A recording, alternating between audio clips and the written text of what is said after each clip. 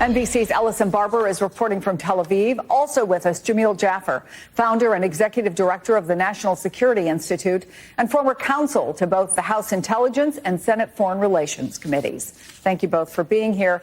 Ellison, we understand the Israeli government is now telling people to stock up on food and water to prepare safe rooms at home. What's going on where you are? Yeah, Chris, Israeli officials never really doubted that Iran would at some point do what they said. From the minute the supreme leader of Iran said, we believe since Ismail Haniyeh was killed in our territory and that they believed Israel was behind it. The second that he said we have no other choice but to take revenge for his death, Israeli officials had been saying consistently they expected Iran to follow through on that and to carry out what they were describing as likely a multi-day attack that also involved Iran's proxies. It fluctuated at different points on exactly when it could be, how big it could be, and whether or not Hezbollah in Lebanon would do something on their own or start it off, and then Iran would follow. But Israel has consistently said they believe that Iran will do something and that they think it will be bigger than the strikes they saw Iran carry out against Israel back in April. But towards kind of the middle and the end of last week, we had heard Iran sort of soften some of their rhetoric, at least publicly. That wasn't the case with Nasrallah and Hezbollah in Lebanon, but Iran did sort of kind of seem like they weren't as aggressively saying a strike is coming soon.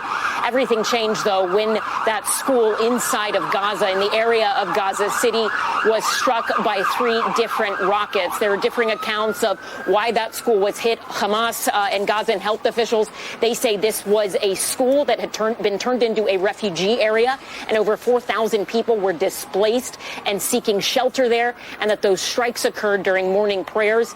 Israel claims that this was an area, a school compound that was being used by Hamas as a command center, and that ultimately they claim they killed about 20 Hamas and Palestinian Islamic Jihad terrorists who they say were inside. Hamas denies that, so does Islamic Jihad, and about 100 people, according to Gazans civil defense, were killed in this strike. But it was that moment that we heard Israel go back in on their rhetoric. Almost immediately after that strike, a senior political advisor to Iran's supreme leader released a statement saying they viewed that strike as evidence that Israel was trying to ignite a larger regional war, and that they said they had already taken the necessary steps required to extract what they described as the harshest punishment on Israel. We know today Iran's president spoke with the Secretary of State from the Vatican and told him in that call, according to reporting in Iranian state media, that Iran does not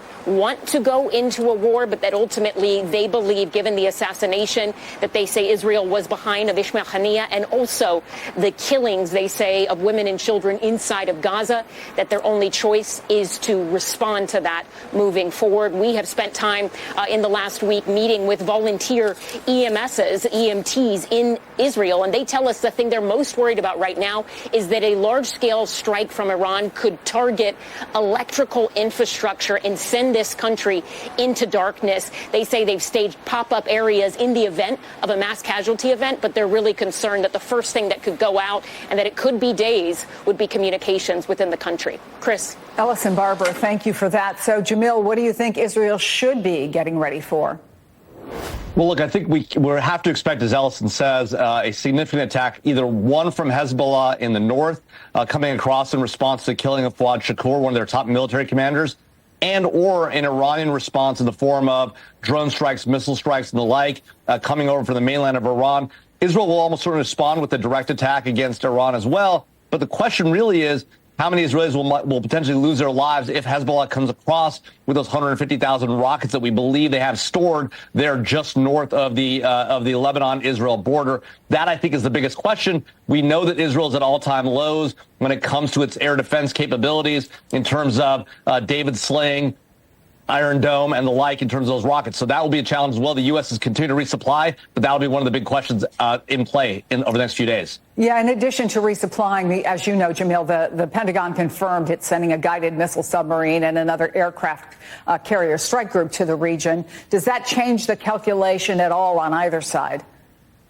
Well, Chris, the question, I think, is what the Iranians read that the purpose of those vessels as being. In the past, the U.S. has used those vehicles to help shoot down and take down incoming Iranian missiles. It was a very effective effort that the Israelis, the U.S., and our NATO allies combined with against the last strikes. So the question now is, are they there for something more than that? I think it's highly unlikely the U.S. is looking to get into any kind of a shooting war with Iran unless this tips over into a major regional conflict, which at this point it hasn't. I think there's some possibility, but a small possibility that happens. I think more likely we'll see a response by Iran, a response by Israel, and then an effort to bring things to a more calm situation. Whether that can be done or not is the hard question, Chris. So you think there could still be something that happens diplomatically? I mean, given if, especially at least in the near term, that those ceasefire talks are set to resume Thursday, but Hamas isn't going.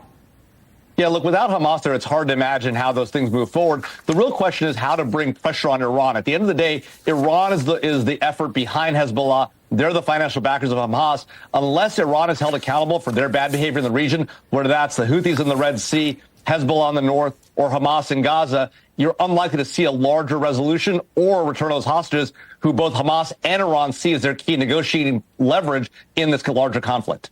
Jamil Jaffer, always good to see you. Thank you.